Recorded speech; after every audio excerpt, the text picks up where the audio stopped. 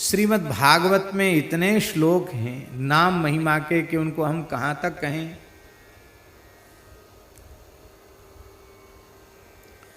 सुखदेव जी महाराज कह रहे हैं, संकट में पड़कर विवस्ता से कोई भगवान के नाम का उच्चारण करता है तो तत्काल ही क्लेश से मुक्त हो जाता है। क्यों? बोले इसलिए यद बिभेति स्वयं भयम, भगवान के भय से भय भी भयभीत रहता है, तो क्लेश को पास में फटकने की कहाँ हिम्मत है।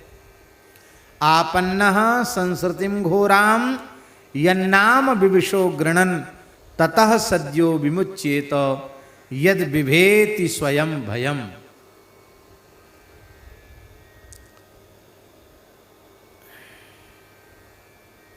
सार पर दृष्टि रखने वाले गुणग्राही साधु पुरुष कभी कलयुग की बुराई नहीं करते हैं, कली की बड़ी प्रशंसा करते हैं।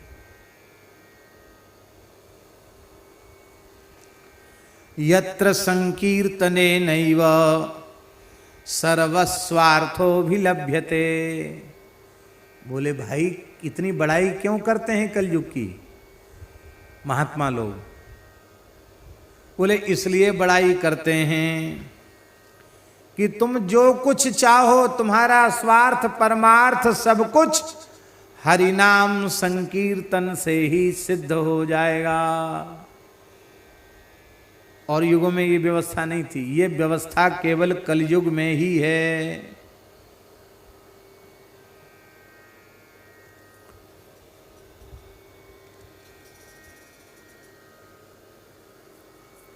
सतयुग में, पुराणों में लिखा है महाराज जी, सतयुग में 12 वर्ष तक अन्न जल वायु सब कुछ त्याग दे, हवा पीना भी छोड़ दे, 12 वर्ष तक समाधि लगाकर कठोर तप करे, उससे जिस पुण्य की प्राप्ति होगी सतयुग में, वही पुण्य त्रेता युग में केवल 12 महीने का साधन करने से प्राप्त हो। 12 महीना केवल यज्ञ करो, अग्निहोत्र करो, तो सतयुग के 12 वर्ष का पुण्य त्रेता में 12 महीने में प्राप्त हो जाता। और त्रेता में 12 महीने तक लगातार यज्ञादि कृत्य करने से जो पुण्य प्राप्त होगा, वह पुण्य द्वापर में केवल 12 दिन तक धर्म कर्म का आचरण करो, अनुष्ठान करो, पूजा पाठ करो, तो सतयुग का 12 वर्ष, त्रेता का 12 महीना का पुण्य द्वापर में 12 दिन में मिल जाता है। ये स्कंद पुराण में कहा है, पद्म पुराण में कहा है व्यासी ने, 2-2, 3-3 पुराणों में ये बात, ब्रह्मवैवर्त पुराण में भी कहा है। सतयुग के 12 वर्ष का पुण्य, त्रेता के 12 महीने का यज्ञ का पुण्य, द्वापर के 12 दिन की महापूजा का पुण्य कलयुग में 24 घंटे कीर्तन से प्राप्त हो जाता है। केवल 24 घंटे का हरिनाम संकीर्तन कर लो, बोलो इतनी सुविधा कहां होगी।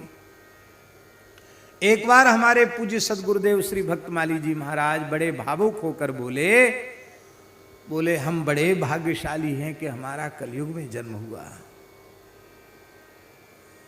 और अधिक भाग्यशाली हैं कि हमारा भक्ति काल में जन्म नहीं हुआ, इस समय जन्म हुआ।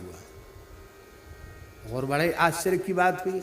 भक्ति काल माने जब श्री रामानंदाचार्य, श्री निम्बारकाचार्य, श्री रामानुजाचार्य, श्री रामानंदाचार्य, श्री आदि आदि आचार्य जब थे धरती पर, श्री कबीरदास जी, तुलसीदास जी, सूरदास जी, मीराबाई आदि महापुरुष जब धरती पर थे, उस काल को भक्ति काल कहा गया। महाराज जी बोले भक्ति काल में हमारा जन्म नहीं हुआ, इस युग में अभी हमारा जन्म हुआ, ये और भगवान की कृपा हो गई। तब हमने पूछा कि महाराज जी इस समय जन्म हुआ, इसमें विशेष कृपा क्या हुई? इतना सुनते ही महाराज जी गदगद हो गए। बोले उस काल में जन्मे होते तो न रामचरितमानस का आस्वादन करने का अवसर मिलता, न भक्तमाल ग्रंथ के आस्वादन का अवसर मिलता, ना ही व्यासवाणी, ना हित 84 जी, न केलीमाल जी, ना अष्टाचार्यों की वाणी, न श्री महावाणी। इन सब रसिकों का चरित्र और उनकी वाणियों के आस्वादन का अवसर हमें इसलिए प्राप्त हो रहा है क्योंकि हमारा जन्म इस युग में हुआ, इस समय में हमारा जन्म हुआ। श्री वृंदावन बिहारी लाल की जय। तो ये इसलिए कलयुग की निंदा नहीं करते, कलयुग की प्रशंसा करते हैं। बोलो भक्तवत्सल भगवान की जय। सतयुग की जयंती मनाते हैं, त्रेता की भी जयंती मनाते हैं, द्वापर और कलयुग की जयंती नहीं मनाते। सुनी आपने? सतयुग की जयंती क्या है? कार्तिक शुक्ल नवमी को सतयुग का जन्म हुआ, जिसको कहते अक्षय नवमी, आमला नवमी। और वैशाख शुक्ल तृतीया को त्रेता का जन्म हुआ, जिसको कहते हैं परशुराम जयंती अथवा अक्षय तृतीया।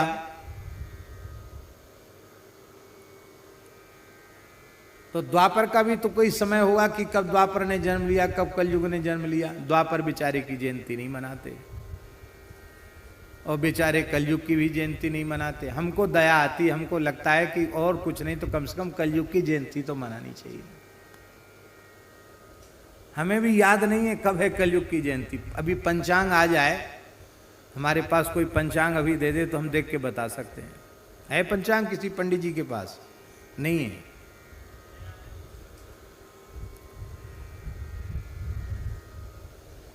श्री वृंदावन बिहारी लाल की जय। पत्रा मिल जाए पंडित के पास तो पंडित पक्का, ओ नहीं तो फिर जैसे आप हमारे जैसे नकली पंडित माने जाओगे। श्री राम जय जय राम, श्री राम जय जय राम, श्री राम जय जय राम, श्री राम जय जय राम, श्री राम जय जय राम, श्री राम जय जय राम। सुन लो, माघ कृष्ण अमावास्या को द्वापर की उत्पत्ति हुई, जिसको मौनी अमावास्या कहते हैं। तो चलो संतोष हो गया, कम से कम मौनी अमावास्या को लोग भले ही न, हमें भी भूल गया था, न जानते हो तो भी मौनी अमावास्या को कुछ न कुछ तो धर्म पुण्य करके, मौन होके, गोता लगा के कुछ न कुछ तो पुण्यार्जन कर लेते कि नहीं। तो चलो द्वापर की भी मनाते, पर कलयुग की जयंती कोई नहीं मनाता, इसलिए कलयुग नाराज है। हाँ, राजा के राज्य में रहो, राजा की व्यवस्था भोगो, राजा की जय जयकार न करो तो राजा के कोप का भाजन बनना पड़ेगा। राजा नाराज होगा तो आपके सब काम में बाधा पैदा करेगा, कोई काम नहीं होने देगा। राजा राजी हो जाएगा तो आपके सब काम, अच्छे काम तो अच्छे हो जाएं, कोई घसड़ पसड़ काम हो गए वो भी राजा के अनुग्रह के सहारे वो भी सिद्ध हो जाएंगे। अब कलयुग की सुन लो।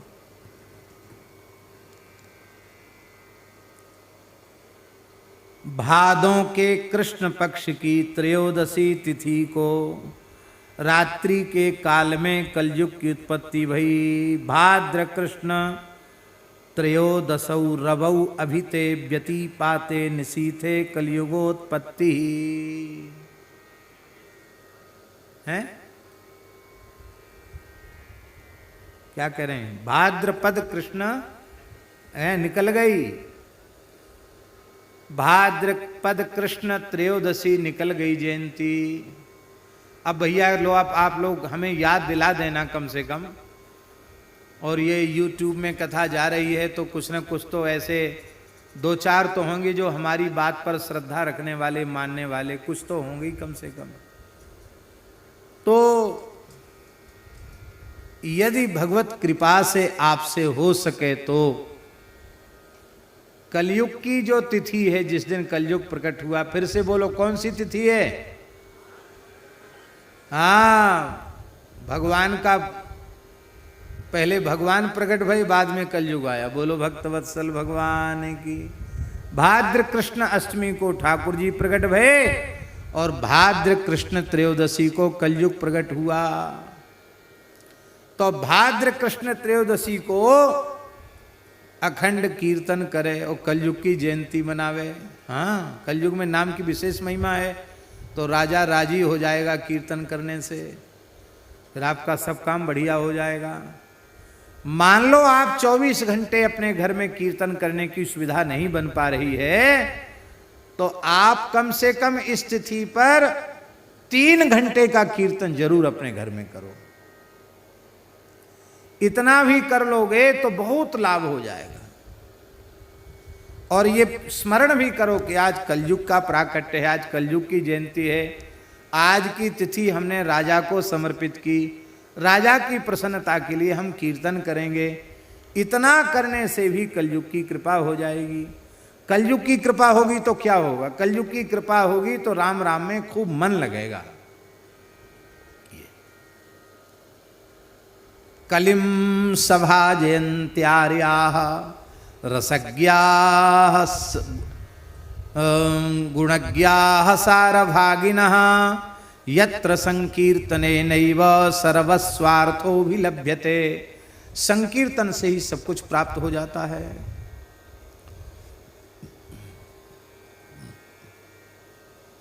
भागवत जी में लिखा है महाराज जी,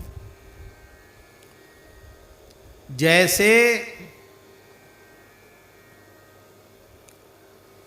अग्नि काष्ठ को जलाती ही है,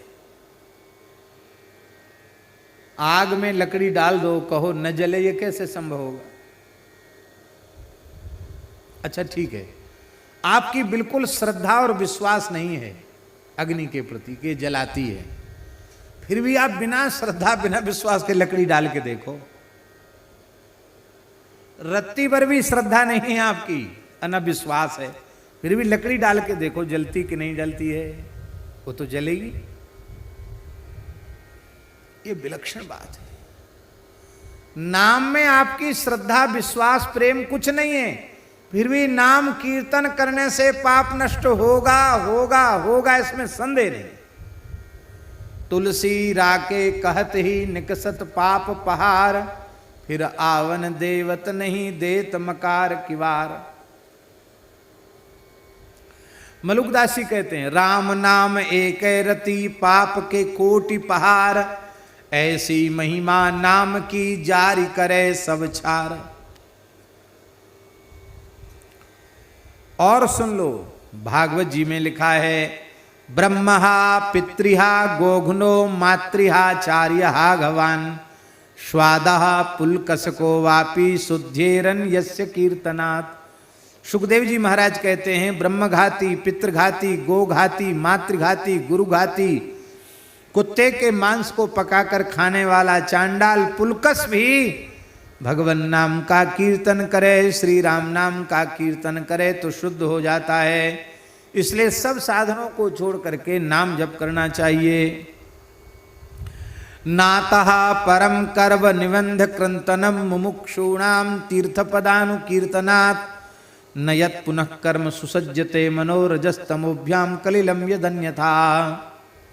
सुखदेव जी महाराज कह रहे हैं, इसलिए संसार चक्र से छूटने की इच्छा जिनके मन में है, उनके लिए भगवान नाम कीर्तन से बढ़कर, भगवत गुणगान से बढ़कर के दूसरा कोई साधन है ही नहीं। जय हो श्री वृंदावन बिहारी लाल की जय। एवं व्रतस्व प्रिय नाम कीर्त्या,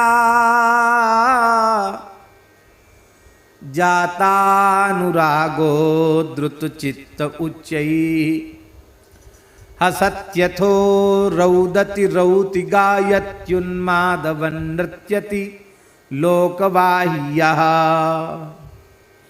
एवं व्रतस्व प्रिय नाम कीर्त्या। क्या बढ़िया बात है महाराज जी। एकादश स्कंद में नवयोगीश्वर कह रहे हैं, संकल्प पूर्वक प्रतिज्ञा पूर्वक भगवान नाम रूप गुण लीला के गान का जिसने व्रत ले रखा है, उस भाग्यशाली जीव के जीवन में जातानुराग, उसको भगवत प्रेम अवश्य प्राप्त हो जाएगा। प्रेम लक्षणा रसरूपा भक्ति उसे अवश्य प्राप्त हो जाएगी। जब उसका चित्त द्रवित हो जाएगा, पिघल जाएगा, प्रेम से द्रवित हो जाएगा, तो हसत यथा, भगवान की ऐसी लीलाओं का दर्शन होने लगेगा, उनको देखकर उसे हंसी कभी आने लग जाएगी। हसती। श्री रघुनाथ दास गोस्वामी पाद राधा कुंड में विराजमान थे और नाम जप कर रहे थे और अपने नेत्रों से अपलक श्री कृष्ण के नित्य विहार की लीला का दर्शन कर रहे थे।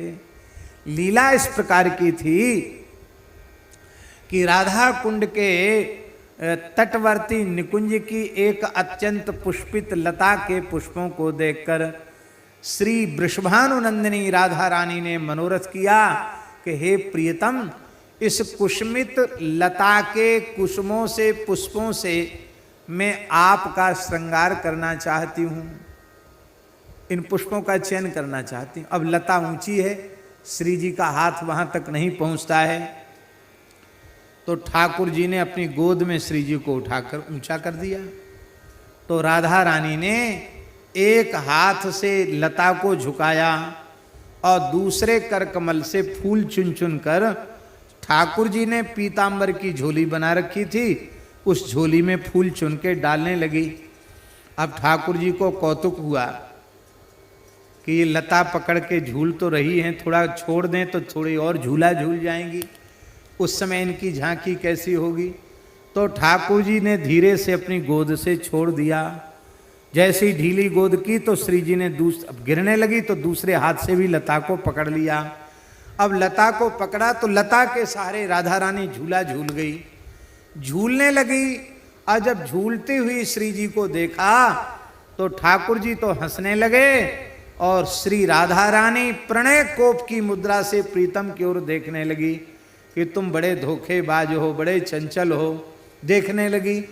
इस लीला का दर्शन करके रघुनाथ दास जी हंसने लग गए, ठाकुर जी की नटखट लीला को देख करके। यह है हसती। कभी कभी नाम जापक के सामने ऐसी लीलाएं प्रकट होती हैं, उनको देखकर वो हंसने लग जाता है। हसत्यथो रोदति, कभी भगवान सामने प्रकट, भगवान सहसा चिरोहित हो जाते हैं, अंतर्धान हो जाते हैं, तो कभी रोने लग जाता है। कभी उसको लगता है कि ठाकुर जी तो वो पहाड़ पर गैया चरा रहे हैं, ये सामने पर्वत पर ठाकुर जी खड़े हैं, अब मैं यहाँ हूँ। अब मिलन की व्याकुलता है, निकट पहुँचने की व्याकुलता है, अब इतने जल्दी पहाड़ पर कैसे पहुँचेगा। तो यहीं से आवाज लगाता, गोपाल गोपाल, रौती, उच्च स्वरेण आह्वयति, उच्च स्वर से आवाहन करता, पुकारता है, नाम लेकर पुकारता है। गायति, कभी प्रेम में विभोर होकर गाने लग जाता है, और कभी कभी तो इतना मतवाला हो जाता है कि नृत्यति, नाचने लग जाता है। लोकवाह्यः, उसे शरीर संसार की सुधबुध नहीं रहती है, प्रेम में विभोर बेसुध होकर के वह नाचने लग जाता है।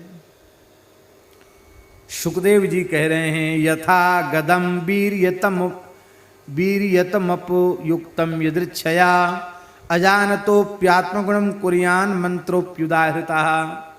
महाराज, जैसे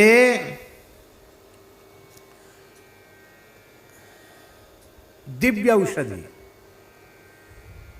अमृत हो अथवा विष ही हो, बिना जाने दैववशात कोई अमृत पी ले तो अमर हो जाएगा, उसको शक्ति बल प्राप्त हो जाएगा। और दैववशात न जानता हुआ विष पी ले तो भी मर जाएगा। ऐसे ही श्री राम नाम की महिमा के बोध के बिना भी, ज्ञान के बिना भी कोई नाम का कीर्तन कर ले, जप कर ले, तो उसका संसार का दुख मिट जाएगा, इसमें संदेह नहीं। मार्कंडेय पुराण में भगवान व्यास अपने शिष्यों को कह रहे हैं, धर्मा नशेष संशुद्धान सेवन्ते ये द्विजोत्तमा तेभ्यो नंत गुणम प्रोक्तम श्रेष्ठम श्री नाम कीर्तनम। इतना बढ़िया श्लोक है मार्कंडेय पुराण का ये। भगवान व्यास अपने शिष्यों को समझाते हुए कह रहे हैं, श्रेष्ठ वर्णश्रेष्ठ ज्येष्ठ ब्राह्मण आदि बड़ी तत्परता पूर्वक, बड़ी सावधानी पूर्वक विशुद्ध धर्मों के सेवन से जिस पुण्य फल की प्राप्ति करते हैं उससे अनंत गुणित पुण्य, तेभ्यो अनंत गुणम प्रोक्तम, उससे अनंत गुणित पुण्य की प्राप्ति श्री नाम कीर्तनात्, केवल केवल श्री नाम संकीर्तन से प्राप्त हो जाती। ये व्यासी अपने शिष्यों से कह रहे हैं, बोले नाम की कृपा से क्या मिलता है? यस्यानुग्रह तो नित्यम परमानंद सागरम रूपम श्री रामचंद्रस्य सुलभम भवति ध्रुवम। कहते नाम महाराज की कृपा से जीव परमानंद सिंधु में डूब जाता है और श्री सीताराम जी का मंगलमय दर्शन उसे अवश्य हो जाता है, क्योंकि नाम में ही रूप समाहित है, नाम में ही लीला समाहित है और नाम में ही धाम विराजित है, प्रतिष्ठित है। नाम के भीतर सबका अंतर्भाव है। हमारे यहाँ ब्रज में तो एक बात बहुत प्रसिद्ध है, वृंदावन में श्री बिहारन देव जी महाराज की उक्ति है, नाम वाणी जहां श्याम श्यामा तहां, नाम वाणी निकट श्याम श्यामा प्रकट। जहां भगवान नाम है, संतों की पवित्र वाणियां हैं, वहां भगवान हैं और श्यामा श्याम हैं। नाम वाणी निकट है तो श्याम श्यामा प्रकट हैं। वेदानां सार सिद्धांतम सर्व सौख्यैक कारणम राम नाम परम ब्रह्म सर्वेषां प्रेमदायकम। वेदों का सार सिद्धांत, समस्त सुखों को प्रदान करने वाला, सुखों का कारण परब्रह्म स्वरूप और परम प्रेम प्रदान करने वाला श्री राम नाम है। इसलिए व्यास जी कहते हैं मार्कंडेय पुराण में, हे मेरे प्रिय शिष्यों, तस्मात् सर्वात्मना राम नाम मांगल्य कारकम भजध्वम सावधानेन त्यक्त्वा सर्वदुराग्रहान। सारे दुराग्रहों को छोड़ करके मंगल करने वाले श्री राम नाम का तुम भजन करो, राम नाम का जप करो। ये व्यास जी महाराज कह रहे हैं, नित्यम नैमित्तिकम सर्वम कृतम तेन महात्मना येन ध्यातम परम प्राप्यो नाम निर्वाण दायकम। जिसने मोक्षदायक श्री राम नाम का चिंतन स्मरण कर लिया, उसके नित्य नैमित्तिक कर्म कोई शेष नहीं, सब कर्म उसके पूरे हो गए। जिह्वा सुधामयी तस्य यस्य नामामृते रुचिः कृतकृत्यस्य एव स्यात् सर्वदोषैकदाहकः। जिस साधक की जिह्वा राम नामामृत रूप में जिसकी रुचि हो जाती है, कहते हैं उसकी जिह्वा अमृतमयी हो जाती है। राम नाम का जप करते करते जिह्वा बड़ी रसीली हो जाती है, साधक कृतकृत्य हो जाता है और उसके सारे दोष जलकर भस्म हो जाते हैं। ये तो भगवान व्यास मार्कंडेय पुराण में अपने शिष्यों से कह रहे हैं। अब शिष्यों में भी एक उनके प्रधान शिष्य हैं सूत जी महाराज। व्यास जी प्रत्यक्ष सूत जी से कह रहे हैं, हे मेरे प्रिय शिष्य सूत जी, राम नाम परम गुह्यम सर्व वेदांत वंदितम ये रसज्ञा महात्मानस्ते जानन्ति परेश्वरम। हे सूत जी महाराज, राम नाम अत्यंत गुह्य है, समस्त वेदांतों से भी बढ़कर पूज्य है। जो श्री राम नाम के रस को जानते हैं वे ही परमात्मा के, परमेश्वर के स्वरूप को जानने में सक्षम हो सकते हैं, वे ही भगवान के स्वरूप का परिचय प्राप्त कर सकते हैं। यहां तक भगवान व्याससूत जी से कह रहे हैं, नामस्मरण निष्ठानाम निर्विकल्पैक चेतसाम किम दुर्लभम त्रिलोकेषु तेषाम सत्यम वदाम्यहम। श्री राम नाम के स्मरण में जिनकी अपार निष्ठा है और जो संकल्प विकल्प से रहित होकर के नाम जप करते, न कोई संकल्प न कोई विकल्प, पूर्ण निष्काम भाव से नाम जप करते हैं, ऐसे महानुभावों के लिए त्रिलोकी में कोई भी वस्तु दुर्लभ नहीं है, यह मैं तुमसे सत्य कहता हूं। यह सारा स्थावर जंगम अज्ञान प्रभवम सर्वम, सब अज्ञान प्रभव है, अज्ञान से उत्पन्न हुआ है स्थावर जंगम। राम नाम प्रभावेण विनाशो जायते ध्रुवम। राम नाम के प्रभाव से इसका विनाश, विनाश का अर्थ क्या है? जगत रूप तिरोहित हो जाता है, जगदीश्वर स्वरूप प्रकट हो जाता है। जैसे प्रहलाद जी की दृष्टि के समक्ष सर्वत्र भगवान प्रकट थे, ऐसे जगत हो जाता है। इसलिए भजस्व सततम नामो जिह्वया श्रद्धया सह स्वल्प के नैव कालेन महामोदः प्रजायते। अपनी जिह्वा से श्रद्धा पूर्वक राम नाम की रट लगाओ, भजन करो, थोड़े ही समय में महामोद की प्राप्ति हो जाएगी।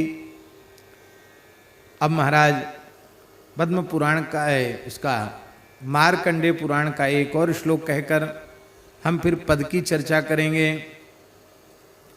धन्यम कुलवरम यस्य,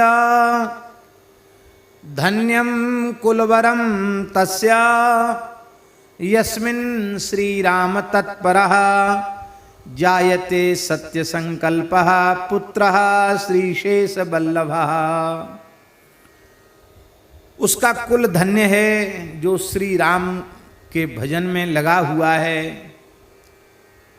कहते हैं जिस कुल में श्री राम नाम जप परायण सत्य संकल्प भगवान का भक्त पुत्र उत्पन्न होता है, वह कुल निश्चित ही धन्यवाद देने के योग्य है।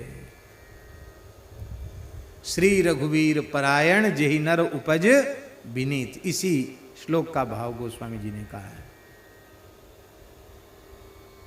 पूरा कैसा है? सो कुल धन्य उमा सुन जगत पूज्य सुपुनीत, श्री रघुवीर परायण जेहि नर उपज विनीत है।